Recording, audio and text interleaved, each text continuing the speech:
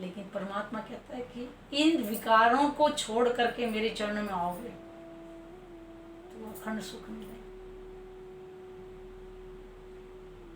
इसलिए परमात्मा इन विकारों के रहते हुए कभी भी हम प्राप्त नहीं कर सकते परमात्मा को। इस प्रकार से हमें इन विकारों का हवन करना चाहिए।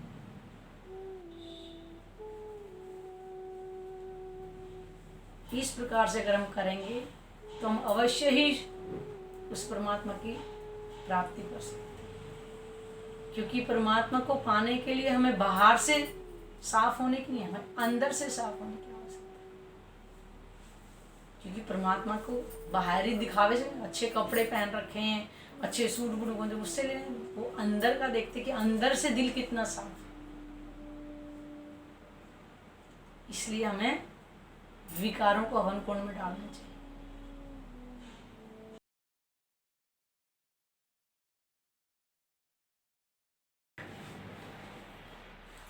प्रणाम जी।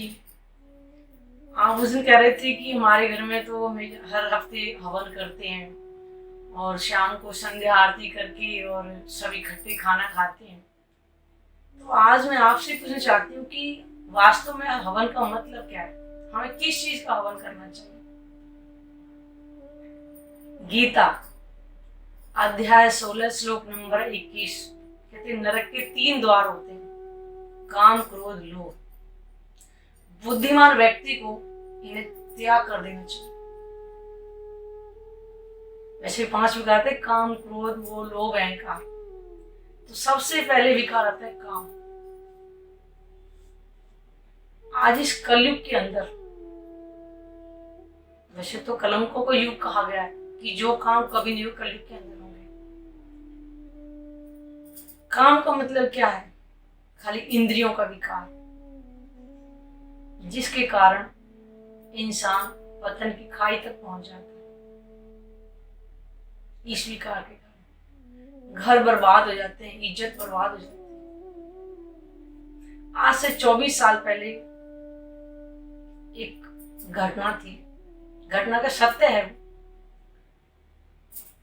फरीदाबाद के 2 स्टेशन पड़ते हैं, एक ओल्ड फरीदाबाद के नाम से, एक न्यू टाउन के नाम से।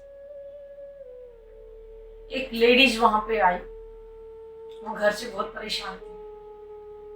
वो ट्रेन में कटने के लिए आई थी, लेकिन जैसे उसके दिल में एकदम आया, क्योंकि उसकी बेटी थी 2 साल की, उसका ख्याल आया और वो ट्रेन में कटी तो नहीं, लेकिन वो ट्रेन में चढ़ गई और उसको ये नहीं पता कि मुझे कहाँ जाना है।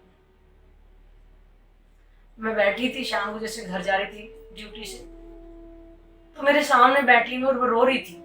पहले तो मैंने कहा पता नहीं क्या बात है, हर किसी को पूछ भी नहीं सकती भी क्या कारण है। लेकिन जब वो बहुत रोने लगी, क्योंकि उसको अंदर के ख्याल आ रहे थे साहब, फिर मैंने पूछा मैं कि क्या हुआ, क्यों रो रही हूँ? तो ये बात मना किया, कह रही कुछ नहीं।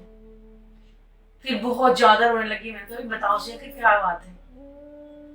तो उन्होंने मेरे को बताया कि मेरे पति का जो है किसी दूसरी औरत के साथ में संबंध है, और घर का सिलेंडर भी बेच करके उसको घुमाने के लिए ले गए।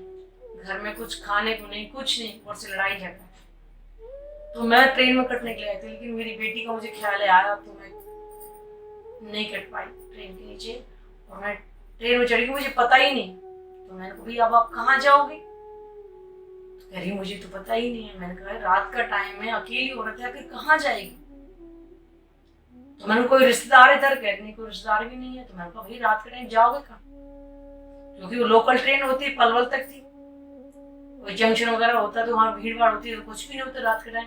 कोई अगर ट्रेन आती है, पैसेंजर उतर के अपने घर चले जाते हैं, सुनसान होता है प्लेटफॉर्म पर, अकेली औरत कैसे? तो मैं कहा तुम मेरे साथ चलो, कोई बात नहीं। मैं उनको अपने घर ले गई। तो मेरी सिस्टर थी, वो कहने लगे कि ऐसा ना हो कि भाई रात को कोई सामान मन बांध के चली जाए। मैंने कहा ऐसा नहीं, इसके आंसू बता रहे कि इसके दिल के अंदर कितना दर्द है, ये किसी की चोरी वोरी नहीं कर सकती। उस समय क्या तो मोबाइल होते नहीं थे। उनका भाई बुलंदशहर में किसी कपड़े की दुकान पर काम करता था, तो 10 बजे के बाद दुकानें खुलती हैं।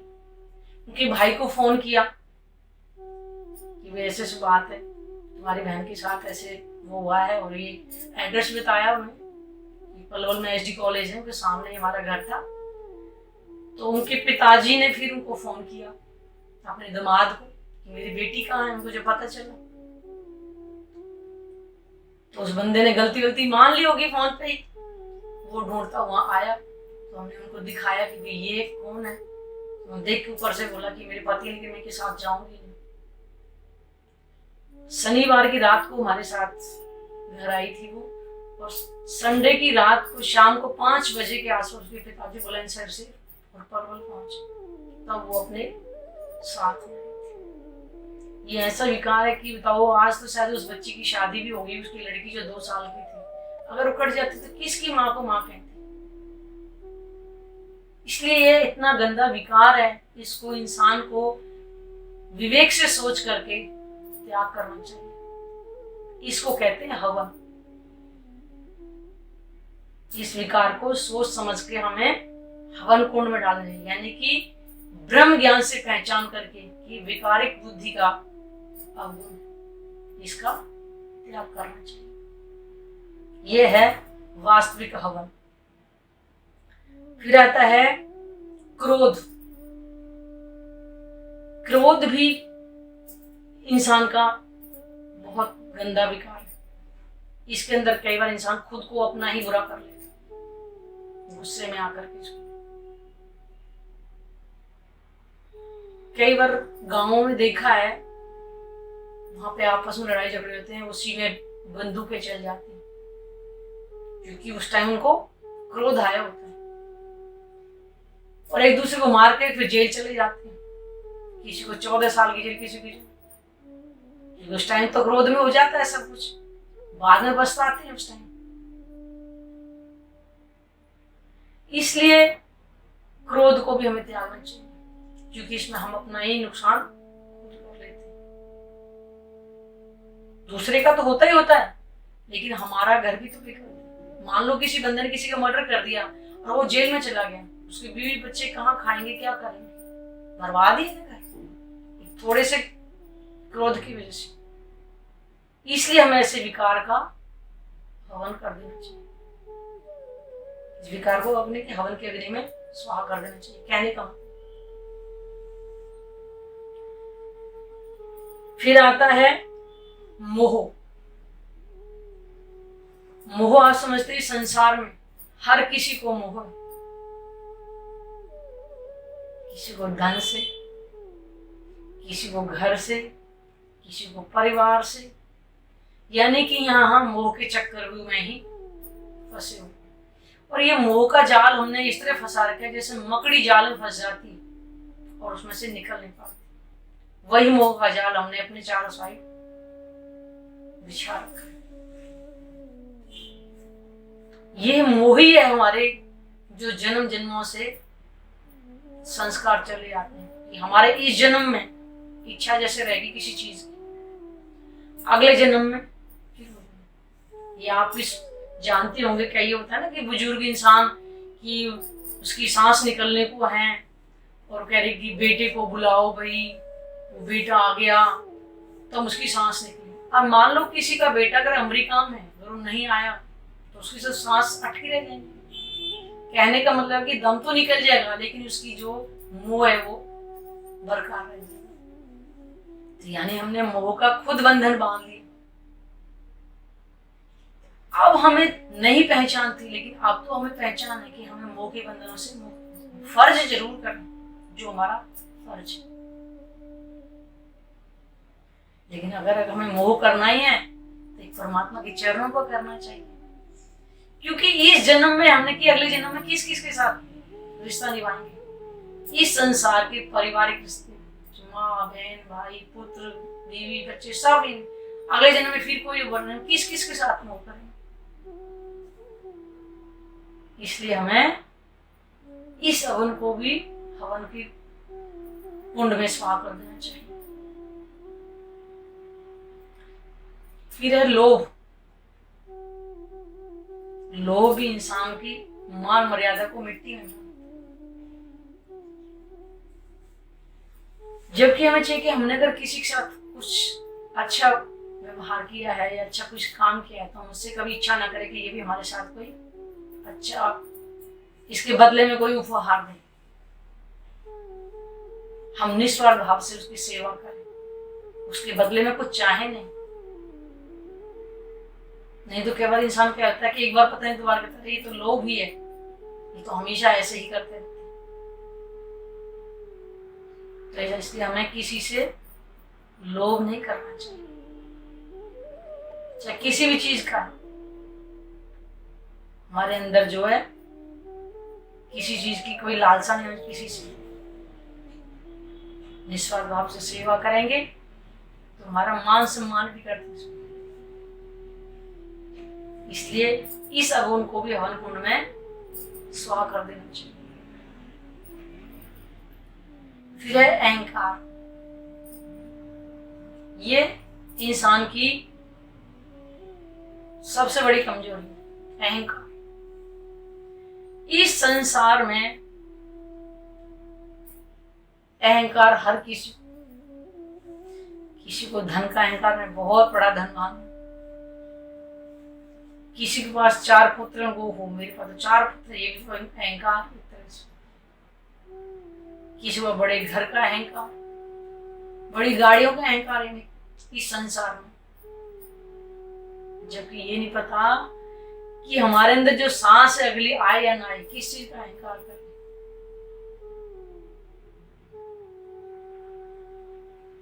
ये अहंकार आज दुनिया नाम के लिए, लेकिन परमात्मा कहता है कि इन विकारों को छोड़ करके मेरे चरणों में आओगे तो अखंड सुख मिलेगा। इसलिए परमात्मा इन विकारों के रहते हुए कभी भी हम प्राप्त नहीं कर सकते परमात्मा। इस प्रकार से हमें इन विकारों का हवन करना चाहिए। उसके बाद चोरी करना। मान लो किसी ने एक बार अगर चोरी की तो उसके ऊपर हमेशा हमेशा मोहर लग जाती, वो करे या ना करे, क्योंकि उसका नाम भी ये चोर। इसलिए हम कम खाएं, हम कम इच्छाएं पालें ताकि हम सुकून से जी सकें, लेकिन कभी चोरी ना करें। 2 नंबर का पैसा कमाते हैं, कितने लोगों का पेट काटते हैं। मैं तो कहती हूँ कि मोची अच्छा है जो सुबह शाम तक जूते चप्पल को टाँका लगा के कम शाम को हाथ धुल के खाना खाते हैं किसी का पेट।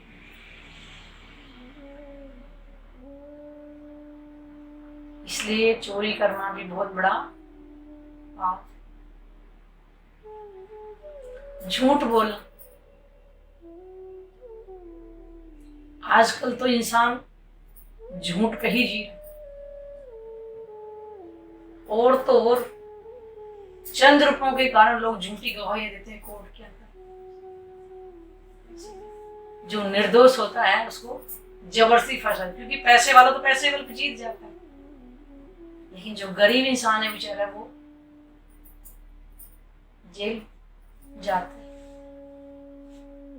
इसलिए हमें झूठ नहीं बोलना चाहिए।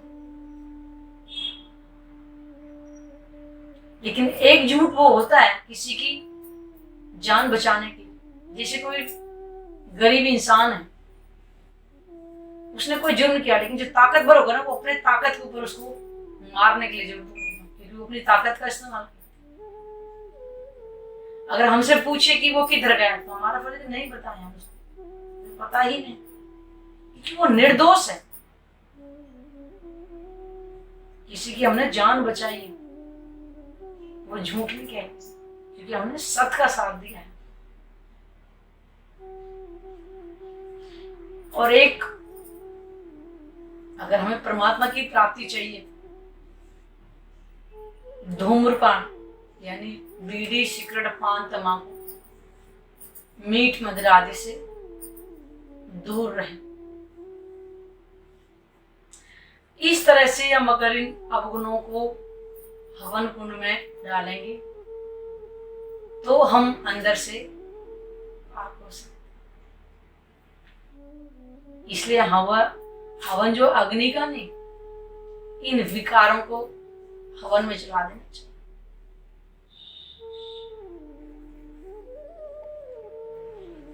इस प्रकार से अगर हम करेंगे तो हम अवश्य ही उस परमात्मा की प्राप्ति कर सकते हैं।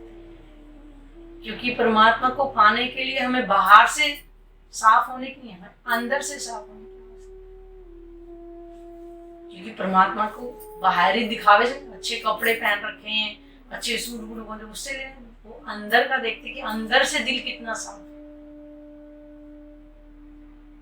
इसलिए हमें विकारों को हवन कुंड में डालना चाहिए। प्रणाम जी।